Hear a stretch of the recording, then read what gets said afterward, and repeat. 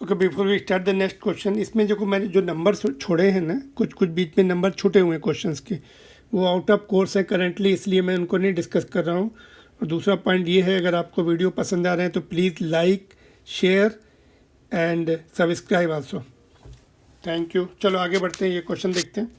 The ratio of wavelength of last line of बामर series and last line of Lyman series. तो बामर series जो है, electron जब second orbit में आते हैं तो बामर सीरीज मिलती है।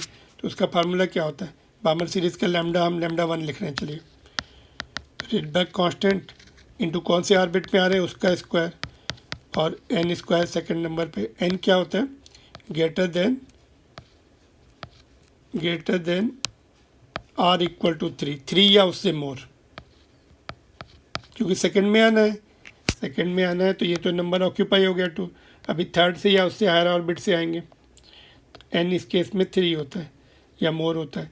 बट लास्ट लाइन के लिए, जिसको सीरीज़ लिमिट भी बोलते हैं, एन शुड बी इनफाइनाइट से आना है। सीरीज़ लिमिट उतनी लिमिट है उसकी, है ना, उससे बाहर नहीं जा सकते।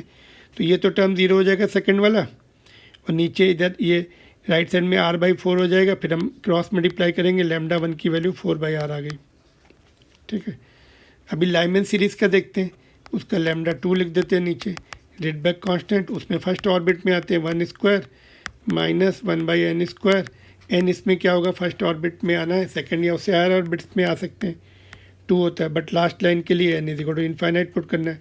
इसमें भी सेकंड टर्म 0 हो गया, बाद में हम क्रॉस मल्टीप्लाई करेंगे तो लैम्डा 2 1/r मिलेगा। ये क्वेश्चन 1 है, ये 2 है, दोनों को डिवाइड कर दो। लैम्डा 1/λ2 हमें चाहिए था, तो 4:1।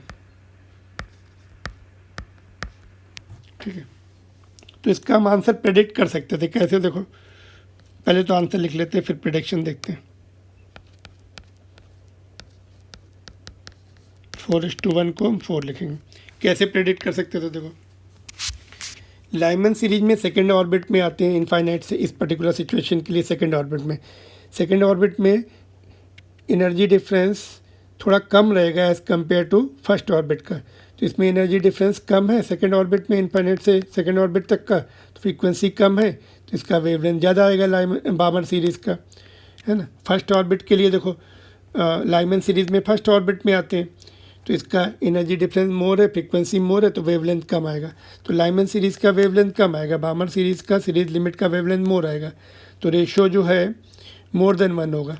तो ये तो लेस देन 1 है, ये रूल आउट हो गया, ये भी रूल आउट हो गया। मोर देन 1 में ये 2 बचा था और 4 बचा था, और इसमें स्क्वायर भी होता है। तो टेंटेटिव आंसर हम निकाल सकते थे कि ये वाला होगा, 4th वाला होगा। पर 2 ऑप्शन तो मैंने कई बार बताया रूल आउट हो जाते हैं, है ना। तो वो कॉमन सेंस से 2 ऑप्शन रूल आउट करके फिर टारगेट कर सकते हैं। Alright, option number 4।